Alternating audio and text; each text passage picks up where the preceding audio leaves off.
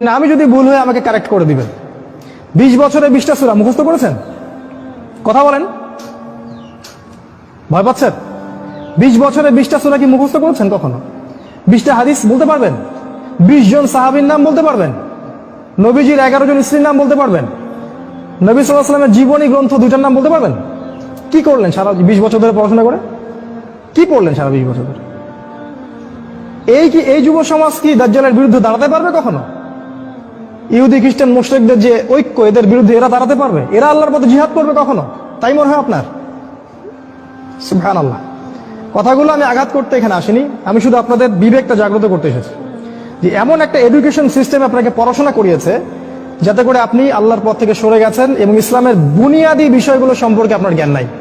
ওযুর ফরজ কয়টা বলতে পারে না যুবক ছেলে, নামাজের ফরজ কয়টা, ওয়াজিব কয়টা বলতে পারে না। এই যুব সমাজ কিভাবে এদের বিরুদ্ধে দাঁড়াবে বলেন? নিজেকে প্রশ্ন করেন। 4, আপনার সামনে আরো কিছু টোপ দিয়েছে। নারী, কি দিয়েছে? নারী। কারণ যুবকদের সবচেয়ে আকর্ষণের বস্তুটা কি? একটা সুন্দরী মেয়ে, তাই না? সত্য কথা বলছে। আল্লাহ পাক কোরআনে বলেছেন, যুয়িনা লিন-নাস হুব্বুশ শাহাওয়াতি মিনান নিসা। মানুষের জন্য 6টা বস্তুকে সুশোভিত করা হয়েছে, তার মধ্যে 1 নাম্বার নিসা, মহিলা। মানে আমাদের কাছে সবচেয়ে পছন্দের জিনিস কি? একটা প্রিয়তমা সুন্দরী স্ত্রী, তাই না? তো এই মেয়েদেরকে নগ্ন করে আপনার চারপাশে এরা ছড়িয়ে দিয়েছে। স্কুলে যাবেন নগ্ন নারী, কলেজে যাবেন নগ্ন নারী, চাকরিতে যাবেন, যেখানে যাবেন সেখানেই, রাস্তাঘাটে হাঁটবেন, সব ন্যাংটা হয়ে ঘুরছে। আমাদের নবীজি বলেছেন, শেষ জামানে এক শ্রেণীর মেয়ে আসবে যারা কাপড় পরেও ন্যাংটা থাকবে। থাকে না? এগুলা কি ব্যাখ্যা করার দরকার আছে? নবীজি বলেছেন তারা জান্নাতে যাবেও না, জান্নাতের গন্ধ কখনো পাবে না। কে বুঝাবে এই নারীদেরকে এই কথাটা? তো এই নারীদেরকে আমাদের চারপাশে এরা সহজলভ্য করে দিয়েছে। আর আপনি চাইলেই জেনা করতে পারেন, অল্প টাকার প্রয়োজন হবে। স্মার্টফোনে জেনা করতে পারেন, সেলফোনে জেনা করতে পারেন, প্রেম অ্যাফেয়ারে জেনা করতে পারেন, বয়ফ্রেন্ড গার্লফ্রেন্ড এই ফ্রি মিক্সিং এ জেনা করতে পারেন। তারা আপনার সামনে এই লোভনীয় টোপগুলো দিয়ে রেখেছে। তারপর আরো কি দিয়েছে? মাদক। হাতে হাতে মাদক সমস্ত যুব সমাজের। যখন ওরা হাতে হাতে মেশিন গান নিয়ে প্র্যাকটিস করে কিভাবে মুসলিমদেরকে মারবে, তখন আমরা ইয়াবা খাই বসে বসে। কথা বুঝতে পারছেন? ওরা প্র্যাকটিস করে, ওদের যুবকরা প্র্যাকটিস করে কেমন করে মুসলিমদেরকে ব্রাশ ফায়ার করে মারবে। ওই যে মিয়ানমারে মারে নাই, কাশ্মীরে মারতেছে না, ওই যে সিরিয়া দেখবেন, আফগানিস্তান, লেবানন, সব জায়গায়। আর আমাদের হাতে ওই যে ইয়াবা, তারপর আপনার ডাল, আপনার ফেন্সি ডিল, আপনার উমুক তমুক কি কি নাম আছে সব। জি জি, সুবহানাল্লাহ। এগুলো নিয়ে কখনো ভেবেছেন? এটা হাসছেন আপনি? লজ্জা হওয়া উচিত আপনার, লজ্জা করা উচিত যে যখন তারা আমাদের বিরুদ্ধে ঐক্যবদ্ধ, তখন আমরা এই নারী, এই মদ, এগুলো নিয়ে ব্যস্ত আছি। আর যারা এদের পিতা মাতা, এরা সবচেয়ে অপদার্থ শ্রেণীর মানুষ এই পৃথিবীতে। এদের কবরে থাকা উচিত, এই পিতা মাতাদের কবরে থাকা উচিত। যারা পরিবারকে ইসলামী অনুশাসন অনুযায়ী জীবনযাপন করতে পারে না, ব্যর্থ হয়, খালি খাও, হাগো আর এই বিয়ে শাদী করার, বাচ্চা পয়দা করো, এদের দ্বারা এই পৃথিবীর কোনো উন্নয়ন সম্ভব না। এদের দ্বারা মুসলিম উম্মাহ কেন, সমাজ, দেশ, জাতি কিছুই পাবে না। এরা আবর্জনা এই উম্মার জন্য। এরা মাটির তলে চলে যাওয়াই ভালো। এই মাদক দিয়ে আপনাকে তারা ব্যস্ত রেখেছে। আরো আপনাকে ব্যস্ত রেখেছে এরা মিডিয়া দিয়ে। সারাদিন দেখবেন চোখের সামনে নাচ গান, টিভি সিরিয়াল চলছে। জুয়া দিয়ে, এই যে এখন স্মার্টফোন দিয়ে, সারাদিন স্মার্টফোন, এক একটা স্মার্টফোন একটা জগৎ, একটা স্মার্টফোন একটা জগৎ। এটা আপনার চিন্তার শক্তিটা নষ্ট করে দিয়েছে। ঠান্ডা মাথায় আপনি এখন চিন্তা করতে পারবেন না, আপনার মাথা এখন পাজলড।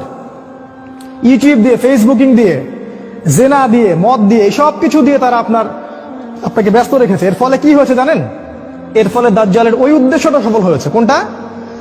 দাজ্জাল চেয়েছিল, তার অনুসারীরা চেয়েছিল আপনার ভিতরের যে নূর আছে হৃদয়ের মধ্যে, কলবে ঈমান, নূর, এটা যেন অন্ধকার এবং জুলুমাত দিয়ে প্রতিস্থাপিত হয়ে যায়।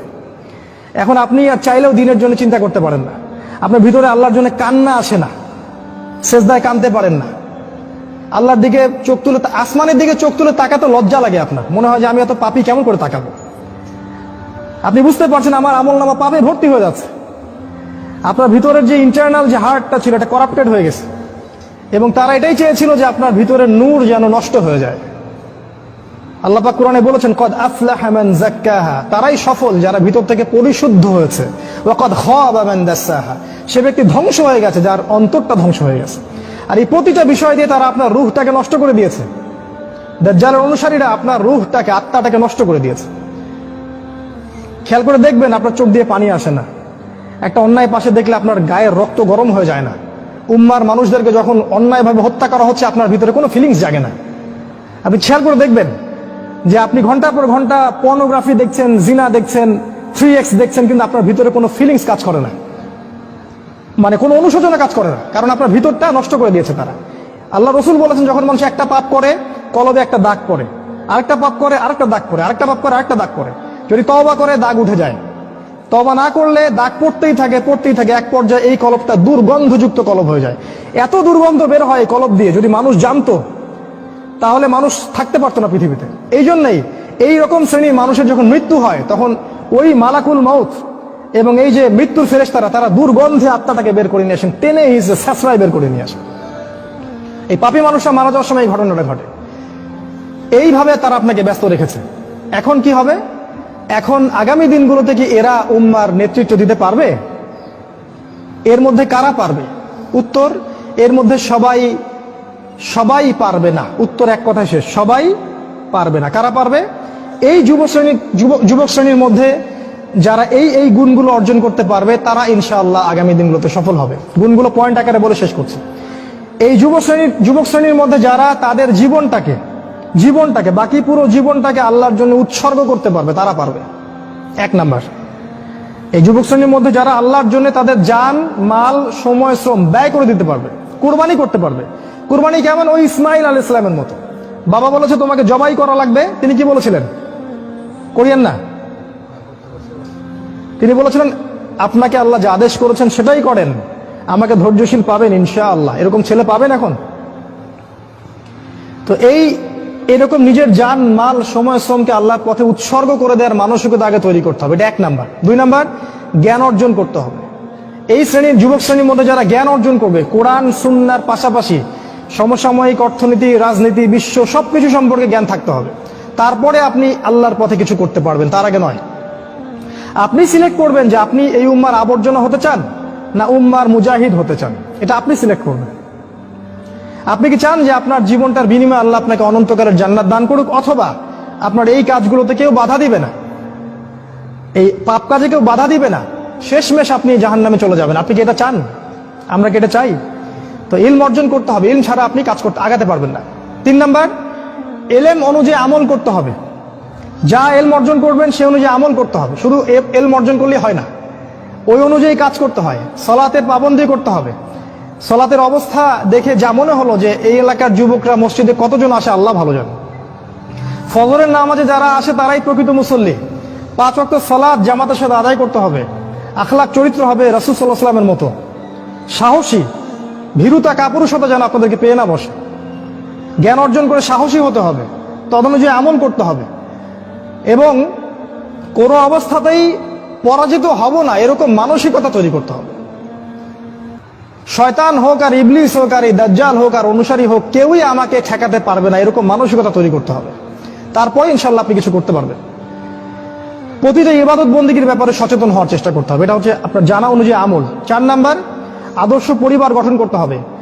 জিনা বাদ দিয়ে ছেড়ে দিয়ে তওবা করে ফিরে আসেন, বাবা মাকে বলেন যে আমাকে বিয়ে দিন। আর বাবা মার উচিত তাদের বিয়েটা সহজ করে দেয়া। বিয়ে করুন, সংসার গঠন করুন, দিনদার নেককার ছেলে মেয়েদেরকে বিয়ে করুন এবং সুসন্তান জন্ম দিন, তাদেরকে আল্লাহর পথে দায়ী মুজাহিদ হিসেবে তৈরি করুন। 5, হালাল রিজিকের ব্যবস্থা করুন। ওই হারাম ব্যাংকিং সেক্টর থেকে, চাকরি থেকে রিজাইন দিয়ে দিন। যে সেক্টরে হারাম আছে, ঘুষ আছে, সুদ আছে, সব ছেড়ে দিন। কার জন্য ছাড়বেন? আল্লাহর জন্য ছাড়বেন। মনে রাখবেন, রিজিকের মালিক আল্লাহ, আপনি আপনার রিজিকের মালিক নন। আপনি আল্লাহর জন্য যদি কিছু করেন, আল্লাহ পাক আপনাকে তার চেয়ে বহুগুণ দিতে পারেন। এই বিশ্বাস রেখে প্রয়োজনে সবজি বিক্রি করেন, কৃষি কাজ করেন, মৎস্য খামার করেন, ছাগলের খামার করেন, তাও ভালো। তারপরেও হারাম রিজিকের দিকে যাবেন না। অনুরোধ করছি ভিতর থেকে, মানে আল্লাহর দোহাই দিয়ে অনুরোধ করছি, হারাম রিজিকে যাবেন না। সারা জীবনের ইবাদত নষ্ট হয়ে যাবে, সারা জীবনের। যে ব্যক্তির ইবাদতে এতটুকু সুদের টাকা আছে, ওর ইবাদত কবুল হয় না। জানেন না সুদ খাইলে মায়ের সাথে জেনা হয়? এটা জানেন না যে সুদ খাইলে 36টা মেয়েকে ধর্ষণ করা হয়, আল্লাহ এবং তার রাসূলের সাথে যুদ্ধ করা হয় সুদ খাইলে? দিব্যি খাচ্ছি, প্রতিটা গ্রামে এখন সুদী এনজিও 6 লাখ, সমিতি আর এনজিও। হালাল রিজিকের অন্বেষণ করুন, এটা হচ্ছে 5। 6 নাম্বার, আল্লাহর পথে সময় ব্যয় করেন। আপনি কোন মাযহাব, কোন তরিকা কি ফলো করেন সেটা নিয়ে আমি কথা বলতে এখানে আসিনি।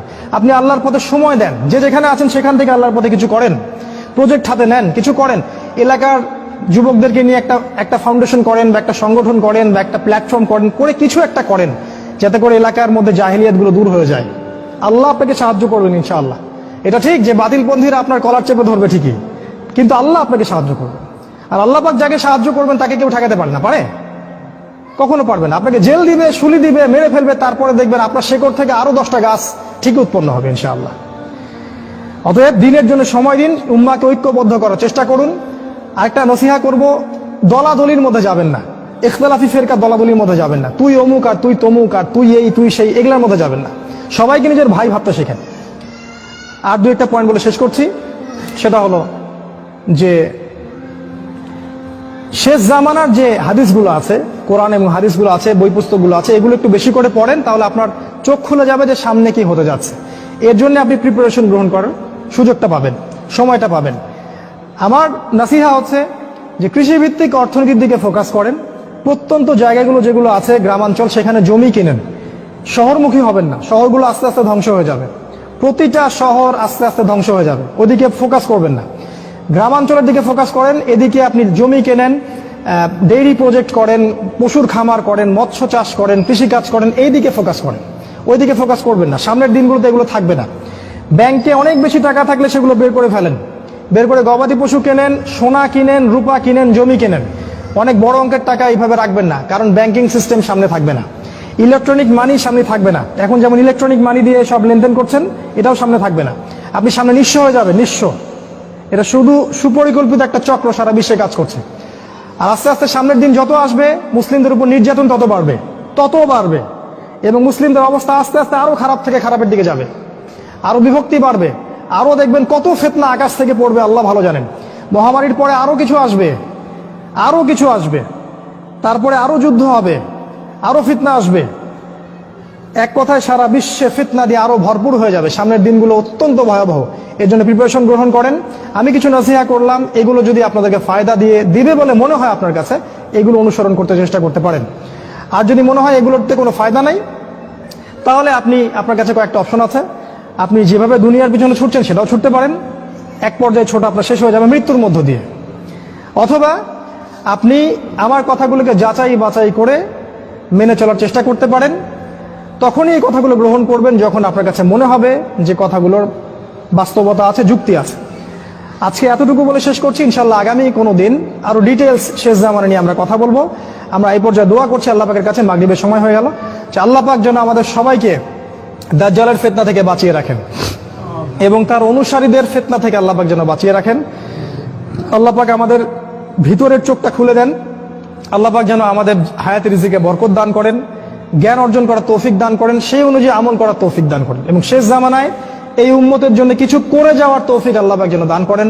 আল্লাহুম্মা আমিন। আমি শেষে রিকোয়েস্ট করব, রাসূল সাল্লাল্লাহু আলাইহি ওয়াসাল্লামের জীবনী ভালো করে পড়েন, এবং প্রত্যেক সাহাবীর জীবনী পড়েন, দেখেন তারা কিভাবে তাদের যৌবনটাকে আল্লাহর জন্য কুরবানি করে দিয়েছেন। উগ্র পন্থায় যাবেন না, শৈথিল্য পন্থাও যাবেন না, মধ্যমপন্থী হন। আগামী দিনগুলোর জন্য প্রিপারেশন গ্রহণ করুন। আল্লাহ পাক আমাদের সবাইকে তৌফিক দান করুন। আল্লাহুম্মা আমিন। আকুলু কওলি হাযা আস্তাগফিরুল্লাহ লি ওয়া লাকুম ওয়া লিসাইরিল মুসলিমিন। বারাকাল্লাহু লানা ওয়া লাকুম বিল আয়াতিল হাকীম। ইন্নাহু তাআলা জাওয়াদুন কারীমুর রাউফুর রহিম।